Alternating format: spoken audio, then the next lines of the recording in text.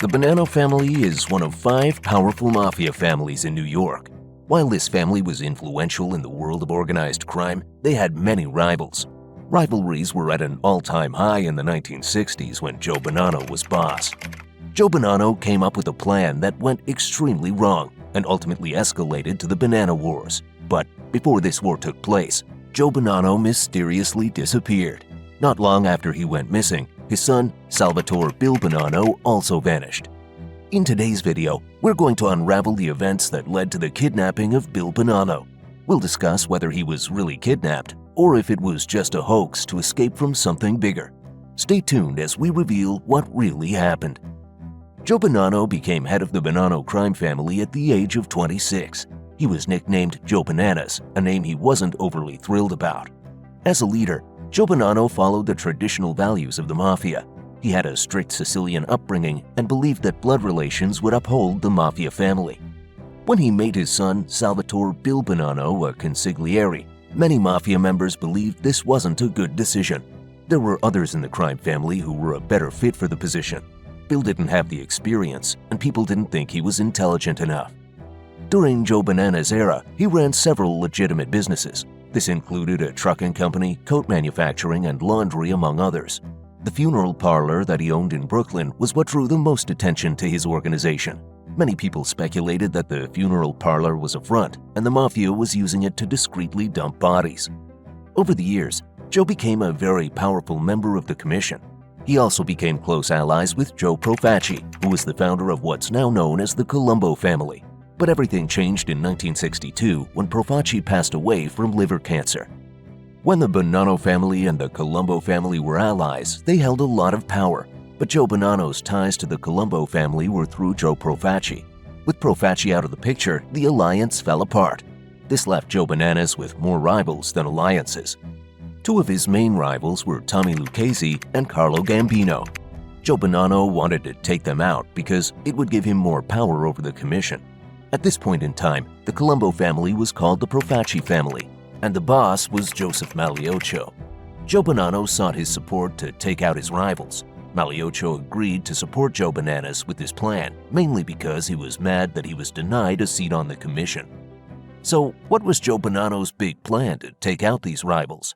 In 1963, he enlisted Maliocho to place a hit on Tommy Lucchese and Carlo Gambino. Maliocho hired Joseph Colombo as the hitman. Colombo agreed, but he had another plan in mind. Instead of taking out the 2 rival bosses, Colombo turned to them and informed them of the plan. Tommy Lucchese and Carlo Gambino weren't new to the game. They knew Joseph Maliocho didn't pull off this plan on his own. The real mastermind was Joe Bonanno. After this information was revealed, Joe Bonanno and Joseph Maliocho were summoned by the commission for an explanation. With this news out, Joe Bonanno was worried about what would happen next. He feared for his life and fled to Montreal. He returned back to Manhattan in October 1964 and was supposed to testify before a grand jury. This is when the story takes an unexpected turn. Before we delve into the disappearance of Bill Bonanno, we need to discuss what happened to his father. Joe Bonanno was supposed to testify on October 21, 1964, but the day before, he went missing. Joe Bonanno disappeared and was not seen again until 1966. When he returned, he claimed that he was kidnapped. He alleged that he was taken by his cousin Stefano Magaddino's men at an apartment on Park Avenue and East 36th Street, and that the men forced him into taxi by gunpoint. But law enforcement wasn't buying his story. They believed Joe Bananas staged the kidnapping to escape. It's also alleged that the Magaddinos couldn't have been responsible for kidnapping Joe Bonanno because they were under surveillance at the time.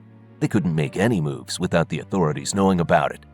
While Joe Bonanno was gone, he appointed Bill Bonanno to act as boss. This caused a split within the family. Many members of the Bonanno crime family felt that Bill was not the right man to be boss. Instead, they felt that Gaspar Di Gregorio had the knowledge and experience to take on the role. Half of the family wanted Gaspar to run things, while the other half believed that they should be loyal to what Joe Bonanno wanted. Bill Bonanno was also sentenced to testify before the grand jury about his father's disappearance. Like father, like son, Bill disappeared before he could testify. According to a New York Times article from October 24, 1964, he was missing from his Long Island home, but law enforcement discounted the possibility of violence. Bill wasn't gone for long. He was arrested in December of 1964 in Arizona. It was discovered that he had been in an apartment in Queens conducting business. He made claims that he was kidnapped off the streets, but authorities believed he faked his disappearance and was hiding out because he found out that federal agents were trying to serve him a subpoena. Nobody knows exactly how Joe Bonanno reacted to the news of his son's kidnapping because nobody knew where Joe was at the time. But there is speculation that Joe Bonanno could have influenced his son's decision to fake a kidnapping. However, what happens next is what influenced him to return. Even though Bill Bonanno was back, several of the Bonanno crime family members didn't want him as a leader. Gaspar DiGregorio was appointed boss by the commission. This decision led to a divide in the Bonanno family and was labeled as the Banana Wars. By January 1966, Gaspar allegedly contacted Bill about arranging a peace meeting. They arranged a meeting for January 28, 1966 at Bill's granduncle's house in Brooklyn. Allegedly, Bill parked half a block away from the house out of paranoia. This was a wise decision because he was met with gunfire upon arrival but was able to escape. He later claimed that he only survived the ambush because the hitmen didn't know what they were doing. Joe Bonanno returned on May 17, 1966, but his resurgence didn't put an end to the Banana Wars. There were fights between DiGregorio and Bonanno loyalists. Several people were killed and many more were injured. In 1968, things took a turn. Gaspar DiGregorio's health was in poor condition. He was wounded by machine guns, then later suffered from a heart attack. The commission decided to remove him as acting boss and appoint the position to his underboss, Paul Shaka. In the same year, Joe Bonanno also had a heart attack. After this, he made a decision to retire as the family boss and put an end to the Banana Wars. Even though Bonanno was stepping down, his wish for his son to be in charge was never fulfilled. Instead, Paul Shaka succeeded him. After Joe Bonanno retired, Bill moved to Arizona with him. It was part of the peace agreement made with the commission that Bill Bonanno stepped down from his role as consigliere. Many years later, when he was talking about the Banana Wars, he was quoted as saying, "I always said I only had one goal in the 60s. Actually, two goals. When I got up in the morning, my goal was to live to sunset, and when sunset came, my second goal was to live to sunrise." While Bill's ties with the Mafia were done, he wasn't staying away from crime. In 1970, he was sentenced to 4 years in prison for 52 counts of mail fraud. He was also convicted of extortion and conspiracy 1 year later. In the late 1970s, he was out of prison, but he was still on authorities' radar. Bill and his brother were looking to buy out Lou Peters, a Cadillac dealer, but what they didn't know was that Lou Peters had become an undercover agent for the FBI. In January 1981, Bill was indicted on 21 counts of grand theft auto and defrauding senior citizens for home improvement jobs that were never completed. His trial was postponed 9 times until he was convicted again in 1985 for conspiracy and theft. He was sentenced to 4 years in prison. After being released, Bill Bonanno stayed away from crime. He ended up working as a producer on different miniseries and movies that focused on the Bonanno family during his father's era. He also collaborated with different writers to release books on his experience as well. One of the most popular books is Honor Thy Father by Gay Talese. This book details the history of the Bonanno family's criminal past. Ultimately, there were no legal consequences for the disappearance of Joe Bonanno or Bill Bonanno. This is mainly because there was no evidence to suggest either of them was actually kidnapped. While Joe Bonanno said Magaddino orchestrated the kidnapping, nothing was ever proved. Both Bill and Joe Bonanno faced legal troubles in the years after they left the Mafia. However, whether they were really kidnapped or they orchestrated their own kidnapping has never been proven. Joe Bonanno was the boss of the Bonanno family from 1931 to 1968. He was a prominent figure in the Mafia for over 30 years. Unlike many other mob bosses of his era, Joe Bonanno wasn't extravagant. He preferred to do things the traditional way and avoid drawing attention to himself. When he disappeared, the Bonanno family fell into a violent power struggle. Even though a peace order was initiated when Joe Bonanno and Bill retired from the mob, the family was left unstable. In the late 1970s, FBI agent Joseph Pistone used the alias Donnie Brasco to infiltrate the Bonanno family. He went undetected and was able to climb through the ranks.